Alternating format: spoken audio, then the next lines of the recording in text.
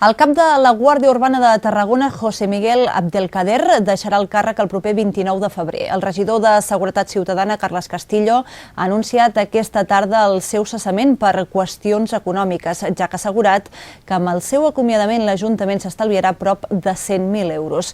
El seu successor serà l'actual subcap de la policia tarragonina, Enrique Fernández.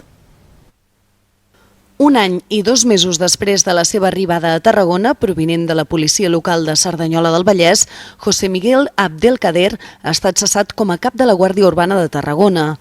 El regidor de Seguretat Ciutadana, Carles Castillo, ha fet pública la decisió aquest divendres a la tarda en una roda de premsa en què tant Castillo com Abdelkader han recalcat que l'acomiadament respon només a un reajustament econòmic de la plantilla de l'Ajuntament tarragoní. Amb aquesta mesura, el consistori preveu un estalvi de prop de 100.000 euros anuals. No ha estat per cap problema, sinó que ha estat per aquesta situació econòmica en la que ens trobem i en la que l'Ajuntament ha de fer un esforç i ha de prendre en algun moment decisions complicades com aquesta. Comprensiu amb la decisió presa pel consistori tarragoní, el cap de la Guàrdia Urbana ha explicat que a partir de l'1 de març es reincorporarà al cos de la policia local de Cerdanyola del Vallès, des d'on havia arribat a Tarragona en comissió de servei.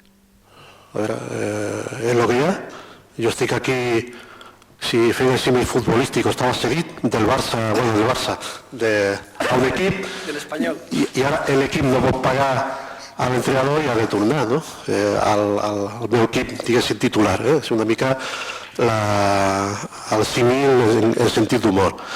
Jo no estic ni tolgut, ni hi ha res, insisteixo, res darrere aquesta decisió de l'Ajuntament. Simplement a mi es va plantejar com una situació de reajustament. El substitut d'Abdelkader serà Enrique Fernández, actual intendent major de la Guàrdia Urbana de Tarragona, el qual ja havia ocupat aquesta responsabilitat ara fa uns anys.